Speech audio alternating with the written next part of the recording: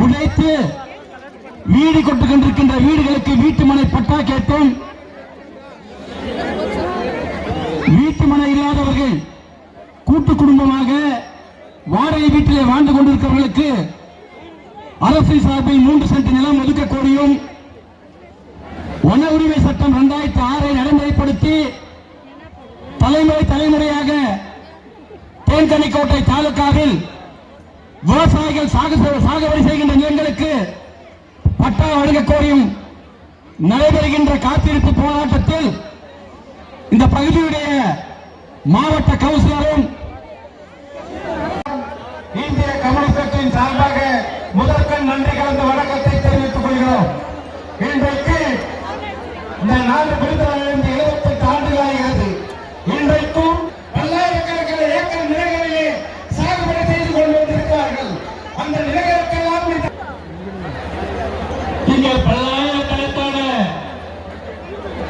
இந்த போராட்டத்தில் கலந்து கொண்டிருக்கக்கூடிய உங்கள் அத்தனை பேருக்கும் முதலே நன்றியை தெரிவித்துக் கொள்கின்றோம். பெரியவர்களே, தாய்மார்கள் என்பதே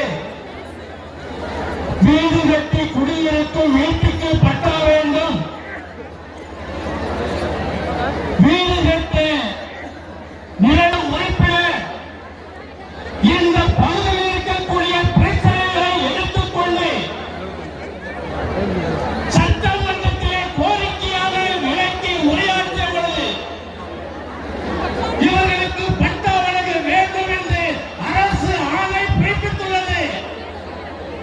இன்றைக்கு மாவட்ட நிர்வாகம் இங்கே வந்திருக்கக்கூடியவர்கள் நாங்கள் குடியிருக்கும் வீட்டுக்கு பட்டா வேண்டும், எங்களுக்கு 3 சென்ட் நிலம் வேண்டும் என்று நம்முடைய தலை சட்டமன்ற உறுப்பினர் தலைமையில் எங்களுடைய அருமை தோழர் இளமையார் தலைமையில் உங்களை சந்திக்க இருக்கின்றோம்.